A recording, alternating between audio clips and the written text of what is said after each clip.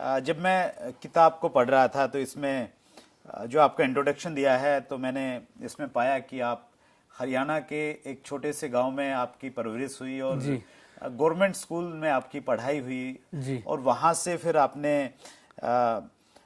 Cat के बाद में आपने एमबीए किया। एक अच्छी कंपनी में आप जॉब में थे जी, एक अच्छा पैकेज था, सारी चीजें आपके पास में ठीक ठाक थी जी। तो उसके बावजूद ये सोचना, ये डिसीजन लेना कि नहीं अब ये सब छोड़ के मैंने डायरेक्ट सेलिंग में उतरना है, राइट। तो डर नहीं लगा? डर लगा था सर, सच बताऊं आपसे तो। और एक साल भर तक मैं इस बिजनेस में आऊं नहीं कि उसकी एक दुविधा में था। और एक बार एक प्रोग्राम में जाने का मौका मिला और एक सज्जन को सुनने का मौका मिला। और जब मैं छोटा था तब से हमने फैमिली में थोड़ा पैसे की तंगी, थोड़ी एडजस्टमेंट और कंप्रोमाइज देखे थे। और मैं मेरी माँ को बहुत छोटे से बोलता था कि एक दिन मैं बड़ा आदमी बनूंगा। अच्छा। हिंदुस्तान के 16वें सबसे अच्छे कॉलेज से एमबीए कर लिया। मेरी कंपनी में सबसे छोटी उम्र के अंदर में, मैं 25 साल का था तो मैं मेरी कंपनी में रीजनल मैनेजर बन गया। क्या बात है। और सबसे अच्छे कॉलेजेस में से एक कॉलेज से एमबीए करके एक मल्टीनेशनल कंपनी में सबसे तेज ग्रोथ लेके भी एक वो जो बचपन का सपना था ना कि एक दिन मैं बड़ा आदमी बनूंगा, परिवार से पैसे की किल्लत खत्म हो जाएगी, वो सारी चीजें नजर नहीं आ रही थी कि हो पाए शायद जॉब में। और फिर जब एक पहला प्रोग्राम देखा नेटवर्क मार्केटिंग का, और फिर ऐसे लगा कि जहां पर इंसान 30 से 40 साल में शायद रिटायरमेंट तक नहीं पहुंचता ना, वहां डायरेक्ट सेलिंग 3 से 5 साल में पहुंचा सकती है अगर सिस्टम और ईमानदारी से की जाए। और मेरे को लगता था कि इस बिजनेस में मेरे को जितना डर लगता था ना, उतना आप बोलें तो कई बार स्टेटस, ईगो, डिग्री, हमें लगता था ये काम हमारे लायक नहीं है, वो सब चीजें मेंटल ब्लॉक्स थे जो रोकते थे। वो एक प्रोग्राम देखा, उन कामयाब लोगों को स्टेज पे देखा और ऐसा जाहिर हुआ कि काम मुझे मेरी जॉब में भी करना है, काम मुझे यहाँ भी करना है। अगर मेरे उस काम के बदले मुझे यहाँ ज्यादा रिटर्न्स मिल सकते हैं तो क्यों ना ईमानदारी से मेहनत करके यहाँ प्रयास किया जाए। तो 3 महीने मेरे अपलाइन ने जैसा बोला, आंख बंद करके पूरे समर्पण के साथ उनके हिसाब से काम किया। 3 महीने में काम जब जमने लगा तो फिर मैंने जॉब रिजाइन करके फुल टाइम इसको एज ए करियर लेने का डिसीजन ले लिया। बहुत खूब सर। अक्सर ऐसा होता है कि जब कोई भी डायरेक्ट सेलर कोई प्रोग्राम देखता है, हाँ, तो वो प्रोग्राम उसके अंदर उथल पुथल पैदा कर देता बिल्कुल कर देता है तो सर। वो स्टेज पे खड़े हुए व्यक्ति के साथ अपने आप को रिलेट करने लग जाता है। यस। तो वो जोश में ऐसा डिसीजन लेता है कि चलो मैं डायरेक्ट सेलिंग के साथ में जुड़ता हूँ। यस।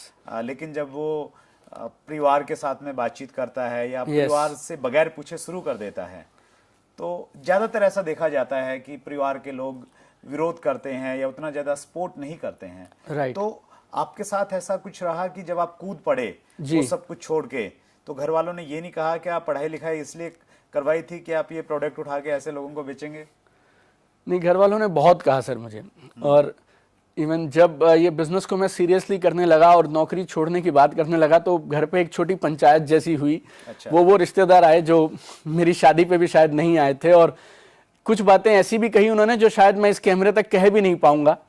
मेरी एक मौसी मुझे यहाँ तक बोली कि ये कुछ चुड़ैल वुड़ैल या ऊपरी बला का साया, इसका झाड़ा बड़ा कराओ तो ये ठीक हो जाएगा। सर आप खुल के बोलिए क्योंकि हमारे जो व्यूअर्स हैं और जो डायरेक्ट सेलर्स हैं तो वो कई बार उन चीजों से बड़े हताश निराश होकर छोड़ देते हैं, उनको प्रेरणा मिले तो आप बता दीजिए जो बोला सर।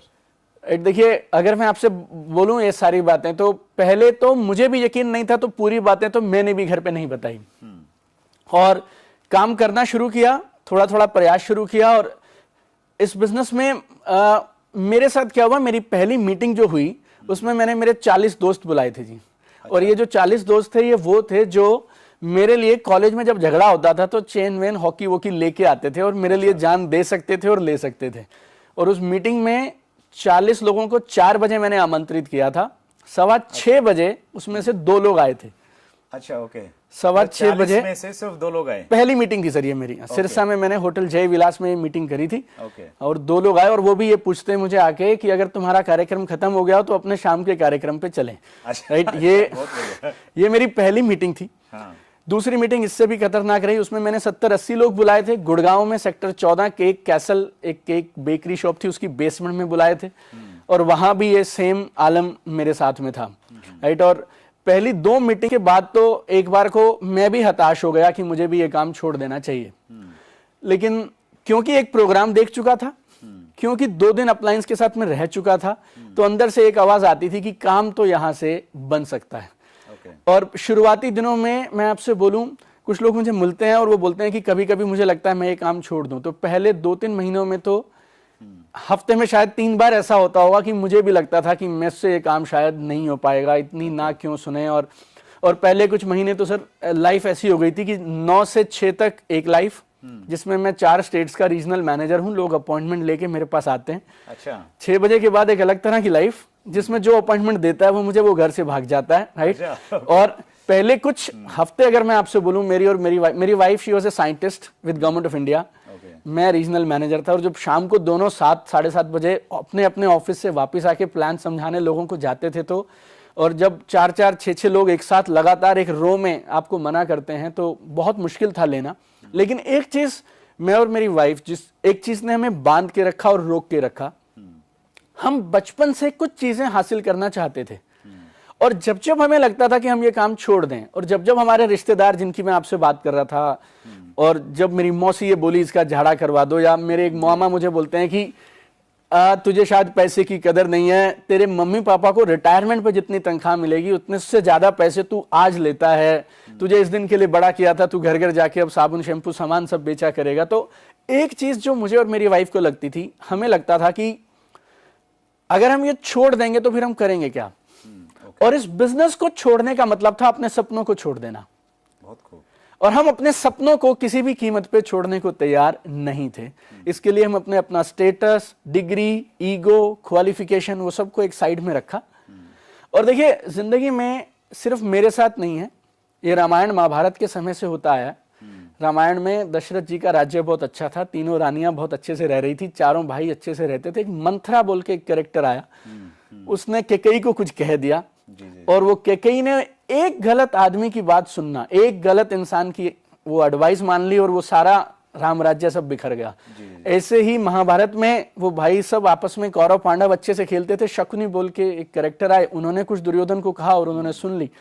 देखिए, जिंदगी में सबके साथ ये पड़ाव आएगा जब आपको चुनना पड़ेगा आप किसकी सुने। और 100 में से 99 लोग जो इस बिजनेस से बाहर हो जाते हैं, उनके पीछे एक वजह ये रहती है कि वो गलत सलाहकार चुन लेते हैं। मतलब आप ये कह रहे हैं कि हर व्यक्ति की जिंदगी में शकुनी भी है, मंथरा भी है, हमें उनसे थोड़ा पहचानना पड़ेगा और बच के रहना। और एक अपलाइन भी है। अब आपको चुनना है ओके कि किसको चुने और किसकी सुने। आपने बहुत सारा समय दिया Deepak ji. My pleasure, my pleasure. Deepak Bajaj एक कामयाब शख्सियत बहुत सारे क्षेत्रों में। दोस्तों, आपको हमारा आज का ये पहला एपिसोड कैसा लगा, उसके लिए हमें आपकी राय चाहिए। आप कमेंट बॉक्स में जाके जरूर बताइए। इस चैनल को सब्सक्राइब कीजिए और नीचे जो बेल आइकॉन आपको दिख रहा है उसको जरूर दबाइए, ताकि नोटिफिकेशन आपके पास में आती रहे।